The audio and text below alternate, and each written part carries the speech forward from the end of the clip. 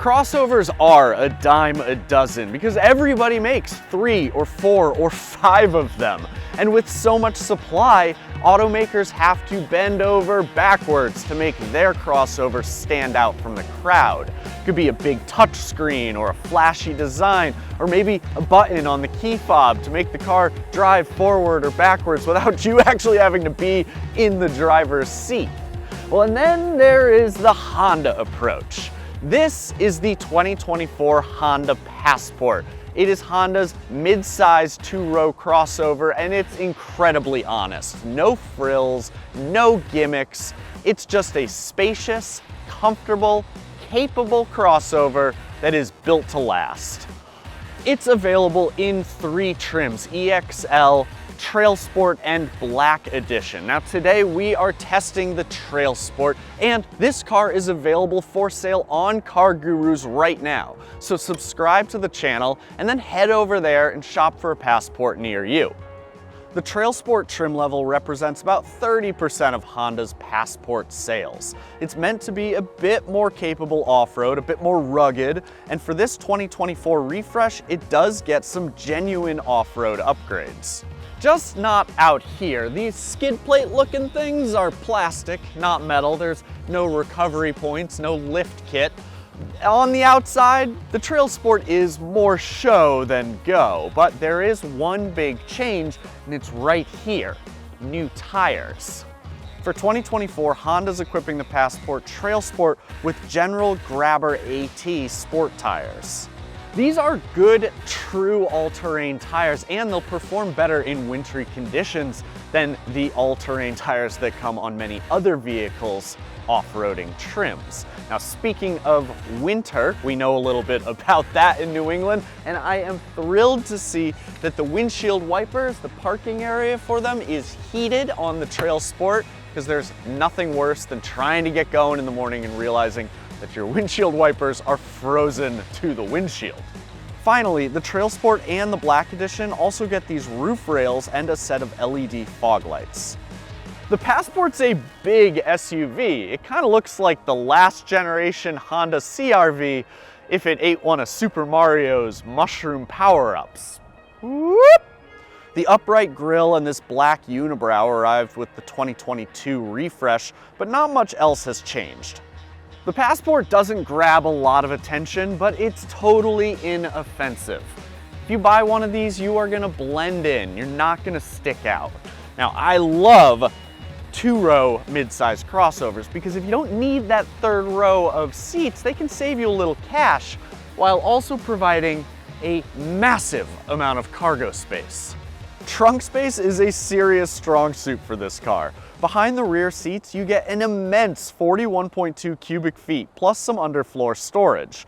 For comparison, the Subaru Outback offers 32.6 cubic feet, the Hyundai Santa Fe 36.4, the Jeep Grand Cherokee 37.7, and the Ford Edge 39.2.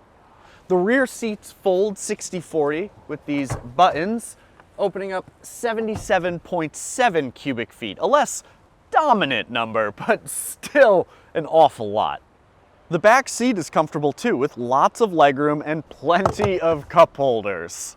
Inside, the Honda Passport sticks with that simple, honest, and practical approach. Our TrailSport trim does include a lot of orange accents and contrast stitching, and if you buy a Black Edition, you get a red accent color. But the dash is unassuming, with a smallish touchscreen and a simple bank of physical controls. The doors are loaded with cubbies and finished in a resilient but low-rent plastic. Between the front seats, we have a new center console. This used to be a long, low bin with a retracting flat cover, and you had armrests attached to the sides of each of the front seats. Now, today, we have a much bigger bin, this really deep bin with this softly padded cover. The result is a little less of an open and airy cabin, but one that's definitely more practical. I mean, apparently you can fit a full tablet in here. And I actually think it's a little more comfortable having this big armrest in between the seats instead of the 2 little ones that attach to the seat backs. Ahead of the cup holders and this button shifter, we have a forward cubby large enough for 2 phones, and on the left side of it, Honda's included a standard wireless charging pad. Remember how I said that the Passport was a vehicle that is built to last? Well, that all starts with the powertrain. Exhibit A, 280 horsepower and 262 pound-feet of torque from a naturally aspirated 3.5-liter V6 engine. It has been around for a long time, and it's a known commodity. Now, that 280 horsepower and 262 pound-feet, it's plenty of power, even if you do have to wait until 6,000 RPM to get all the horses and 4,700 RPM to get all the torques. Now, it doesn't have any turbochargers, so the fuel economy and the acceleration, they're not quite as good as what they maybe could be. But on the flip side, if you're one of those shoppers who hears turbocharger and you think excessive heat or wear and tear or unreliable, whether that's right or wrong, you'll be pleased to know there are no turbochargers here. Just 3.5 liters of naturally aspirated goodness. There are also no continuously variable transmissions. The Passport uses a 9-speed automatic transmission that performs well. It doesn't hunt for gears, and when it does shift, it's relatively unobtrusive.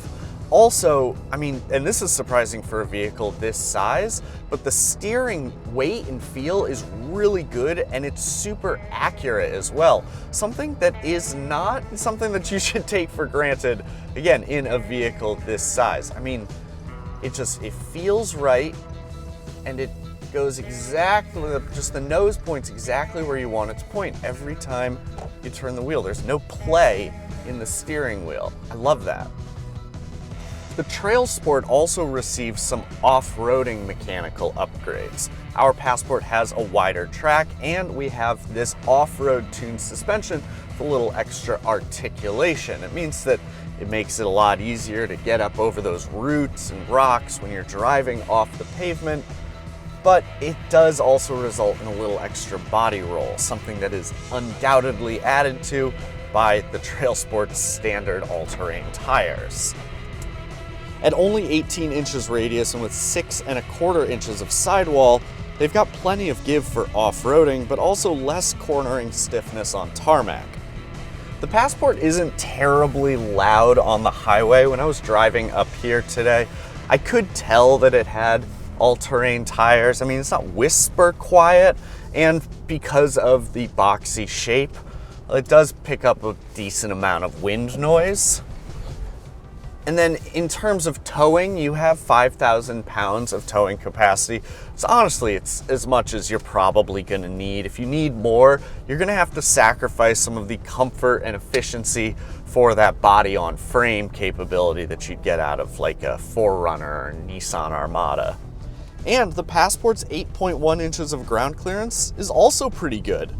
It's not as high as what you'd get out of a Subaru or a Jeep, but as we head down the steep part of the hill here, I was surprised to learn that the Passport actually has greater approach and departure angles than the Subaru Outback Wilderness, 21.1 degrees approach and 24.4 degrees departure. I mean, those are really good numbers, and they lend some credibility to the Passport's off-road prowess. Now, it doesn't have a 2-speed transfer case or low range or a locking center differential, so don't take it too far off-road, but you can take it a little bit off-road.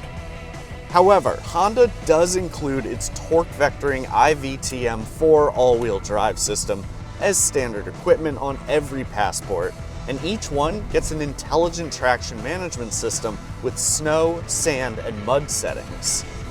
We're going to get into pricing and competitors in a little bit, but the fact that the all-wheel drive system and that traction management system come as standard equipment and not pricey additional options, I mean, that's a real value add for the Honda Passport. I do appreciate the simple and honest ethos of this vehicle, but the Passport's tech offering is a little too simple even for me. I mean, we have an 8-inch screen here. It's crisp and it's clear, it's got nice color, but it's unfortunately small. I mean, 8 inches, that's smaller than the available 9-inch screen you can get in a Honda Civic. And a Passport is not nearly as cozy on the inside as a Civic is. There's definitely real estate available for a bigger touchscreen. Now, in terms of audio, you can get a 10-speaker stereo in Black Edition trims, and I hope it sounds better than the standard 7-speaker unit that we have in this TrailSport. It just doesn't really offer much in way of rich or full sound, although it does do a decent job of covering up the sound of these raindrops. Apple CarPlay and Android Auto are included, as is Bluetooth connectivity and that wireless charging pad I mentioned earlier. One thing that annoyed me, so we have this driver information display.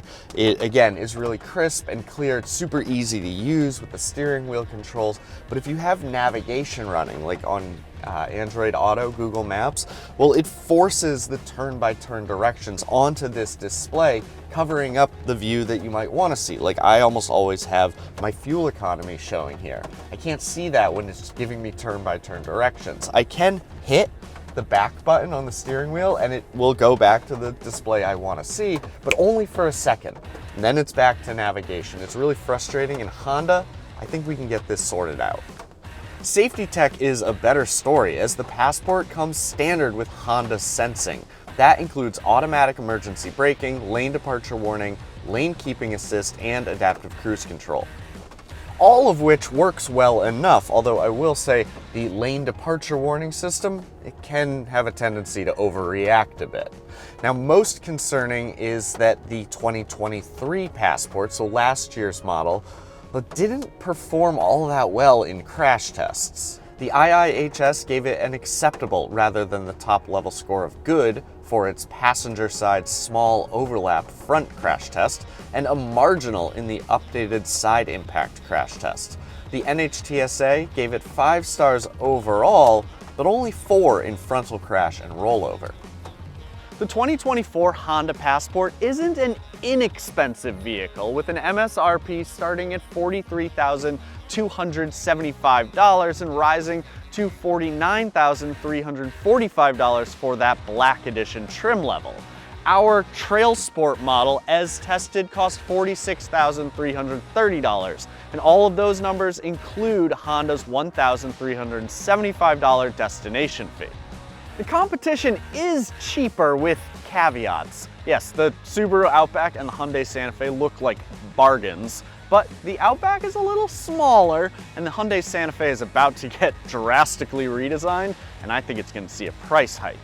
Now, the Ford Edge is old and it still costs more than $40,000 to start. And then there's the Jeep Grand Cherokee, which technically starts $5,000 less than this, but that's for a base Laredo trim with rear-wheel drive, not all-wheel drive. It takes about 20 seconds on the Jeep website to learn that a well-optioned Grand Cherokee is not cheap. These 2-row mid-size crossovers are a Goldilocks option for a lot of shoppers, particularly those who need a lot of space for stuff, but not necessarily a lot of space for people. Let us know what you think of the refreshed 2024 Honda Passport in the comments section below. And remember that you can head to CarGurus.com to shop for one, to read my review, or just to do a little research as you look for your next car. Thanks again for watching. We'll see you next time.